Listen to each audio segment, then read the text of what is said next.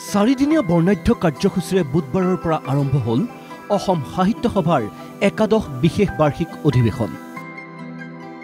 এক প্ৰকাৰ উখল মাখল মৰিগাঁও জিলাৰ বাৰপুজীয়াৰ পাচুৰজা সমন্বয় ক্ষেত্ৰ সাহিত্যানুৰাগীক আদৰিবলৈ সাজু উদযাপন সমিতিৰ লগতে বাৰপুজীয়াবাসীৰ ৰাইজ।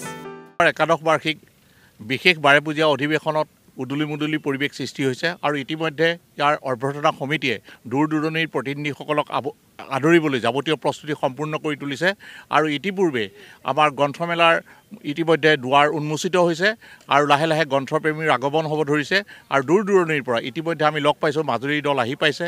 তেওঁলোকে ইতিমধ্যে পঞ্জীয়ন কৰিছে আৰু পঞ্জীয়নৰ কাম দ্ৰুতগতিত আগবাঢ়িছে আৰু আজি সন্ধ্যাৰ ভিতৰতে কাইলৈৰ বাবে সমগ্ৰ প্ৰস্তুতি সম্পূৰ্ণ হৈ উঠিব।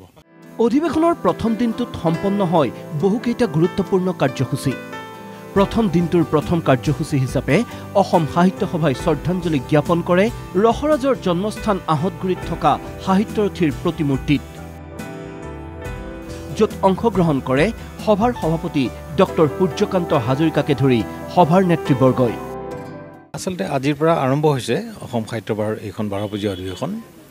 প্ৰধানকৈ কাইলৈ পৰহিলৈ আৰু তাৰ পৰৱৰ্তী দিনাখন 3 দিন আমি বিভিন্ন বিষয় লৈ পেলাই ইয়াত আলোচনাত মিলিত হ'ম আৰু তাৰ কাৰণে ইতিমধ্যে অসমৰ বিভিন্ন প্ৰান্তৰ পৰা আৰু ভাৰতবৰ্ষৰো কেইবাজনো বিশিষ্ট ব্যক্তিক আমি নিমন্ত্ৰণ জনাইছোঁ। বিভিন্ন বিষয় লৈ পেলাই আলোচনা কৰিম আৰু এই সম্পৰ্কবিলাকক লৈ আজি আমি কাৰ্যনিৰ্বাহক সভা পাতিম।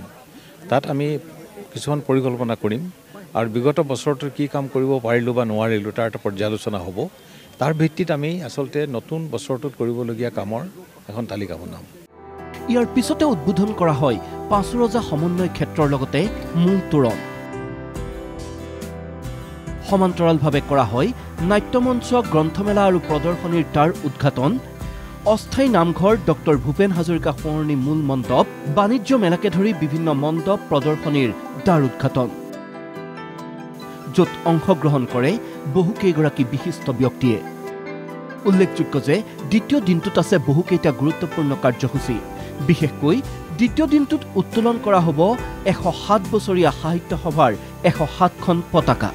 সমান্তৰালভাৱে উত্তোলন কৰা হ'ব একাদশ বাৰ্ষিক বিশেষ অধিৱেশনৰ বাবে 11খন পতাকা।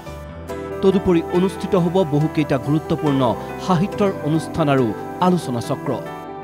ৰমেশ নাথ আৰু বিকাশ ডেকাৰ সহযোগত তপন কুমাৰ বৰাৰ ৰিপৰ্ট, NKTV+।